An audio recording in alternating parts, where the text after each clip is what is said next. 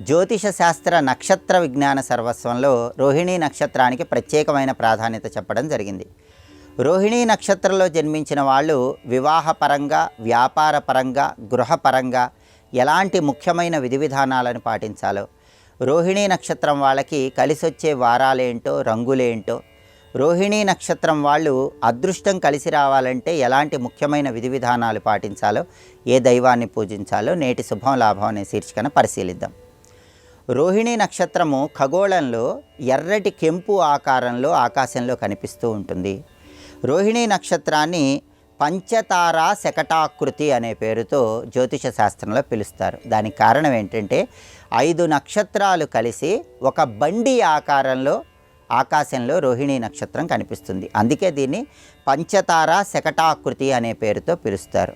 రోహిణీ నక్షత్రంలో జన్మించిన వాళ్ళు ఏ పాదంలో జన్మించినా సరే తప్పనిసరిగా శాంతి చేసుకోవాలి. ఎందుకంటే ఇది శాంతి నక్షత్రము. కాబట్టి రోహిణీ నక్షత్రంలో అమ్మాయి జన్మించినా, అబ్బాయి జన్మించినా తప్పనిసరిగా నక్షత్ర జపం చేయించుకోవాలి. నక్షత్రాధిపతి చంద్రుడి జపం చేయించుకోవాలి. రుద్రాభిషేకం చేయించుకోవాలి. ఇవి చేయించుకుంటే రోహిణీ నక్షత్రంలో జన్మించిన వాళ్ళకి విశేషమైన శుభ ఫలితాలు చేకూరుతాయి. అలాగే రోహిణీ నక్షత్రము ప్రకృతి రీత్యా ప్రత్యేకమైన స్వభావాన్ని కలిగి ఉంటుంది. ప్రకృతి రీత్యా రోహిణీ నక్షత్రానికి ఉన్న స్వభావం ఏంటంటే ఇహలోక భోగాల మీద ఆసక్తిని కలిగి ఉండటం, జనాలకు ఇష్టలుగా ఉండటం, కళారంగంలో విశేషమైనటువంటి ఆసక్తిని ప్రదర్శించటం రోహిణీ నక్షత్రంలో జన్మించిన వాళ్ళకి ప్రకృతి రీత్యా ఉన్న స్వభావంగా చెప్పుకోవచ్చు. వీళ్ళకి మంచి రూపం ఉంటుంది. బంధు జనాదరణ కూడా చాలా ఎక్కువగా ఉంటుంది. రోహిణీ నక్షత్రంలో జన్మించిన వాళ్ళు ఓ, వా, వి, వు అనేటటువంటి 4 అక్షరాలు 4 పాదాలకు వర్తిస్తాయి. అంటే 1, 2, 3, 4 పాదాలకి ఓ, వా, వి, వు అనేటటువంటి అక్షరాలు వర్తిస్తాయి. వీళ్ళకి అదృష్టం కలిసి రావాలంటే జీవితంలో నేరేడు మొక్క నాటాలి. నేరేడు చెట్టు నాటితే వీళ్ళకి జీవితంలో ధనయోగము, అదృష్టయోగము తొందరగా అందిపుచ్చుకోవచ్చు. అదేవిధంగా వీళ్ళకి కలిసి వచ్చేటటువంటి తేదీలు 2, 11, 20, 29 ఈ తేదీల్లో ముఖ్యమైన పనులన్నీ చేసుకోవాలి. వారాల పరంగా సోమవారం, శనివారం బాగా కలిసి వస్తాయి. రంగుల పరంగా తెలుపు రంగు బాగా కలిసి వస్తుంది. అలాగే రోహిణీ నక్షత్రం వాళ్ళు ఎవరైనా సరే ఏక నక్షత్ర వివాహం చేసుకోవచ్చు. అంటే రోహిణీ నక్షత్రంలో పుట్టిన అబ్బాయి రోహిణీ నక్షత్రంలో పుట్టిన అమ్మాయిని పెళ్లి చేసుకోవచ్చు. ఏక నక్షత్ర దోషం వర్తించదు. అయితే కొన్ని నక్షత్రాల వాళ్ళని రోహిణీ వాళ్ళు ఎట్టి పరిస్థితుల్లో వివాహం చేసుకోకూడదు. అశ్విని నక్షత్రం, మఖా నక్షత్రం, మూలా నక్షత్రం వాళ్ళని ఎట్టి పరిస్థితుల్లో వివాహం చేసుకోకూడదు. స్వాతి వాళ్ళని కానీ, ఉత్తరాషాఢ వాళ్ళని కానీ వివాహం చేసుకోకూడదు.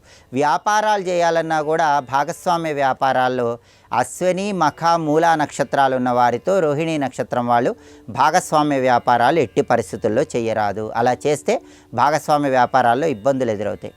అలాగే రోహిణీ నక్షత్రం వాళ్ళు శ్రీకృష్ణుణ్ణి పూజిస్తే తొందరగా అదృష్టం కలిసి వస్తుంది. వీలైనప్పుడల్లా కృష్ణ ఆలయ దర్శనం చేయటం, కృష్ణ ఆలయంలో ప్రదక్షిణలు చేయటం, ఓం నమో భగవతే వాసుదేవాయ మంత్రజపం ప్రతిరోజు వీలైనన్ని సార్లు చేయటం ద్వారా జీవితంలో తొందరగా అదృష్టాన్ని, ఐశ్వర్యాన్ని సిద్ధింపజేసుకోవచ్చు. రోహిణీ నక్షత్రం మొదటి పాదం వాళ్ళకి ఓ అనే అక్షరం వస్తుంది. కాబట్టి ఓ అనే అక్షరము ఆ వర్గుకు సంబంధించింది. అంటే తూర్పు దిక్కు స్వస్థానము, పడమర దిక్కు శత్రుస్థానము. కాబట్టి రోహిణీ నక్షత్రం మొదటి పాదం వాళ్ళు తూర్పు గృహాలలో ఉండాలి. అంటే పడమర సింహద్వారం ఉండి గృహం మొత్తం తూర్పు వైపు ఉన్న గృహాల్లో ఉంటే వాళ్ళకి అదృష్టం బాగా కలిసి వస్తుంది.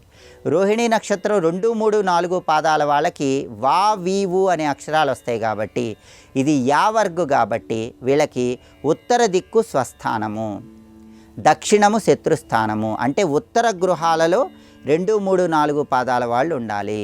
అంటే దక్షిణ సింహద్వారం కలిగి గృహం మొత్తం ఉత్తరం వైపు ఉన్నటువంటి గృహాలలో రోహిణి 2, 3, 4 పాదాల వాళ్ళు నివాసం ఏర్పరచుకుంటే కనుక జీవితంలో తొందరగా అదృష్టం కలిసి వస్తుంది. ఇలా రోహిణీ నక్షత్ర జాతకులు ఈ ముఖ్యమైన విధి విధానాలు పాటించండి.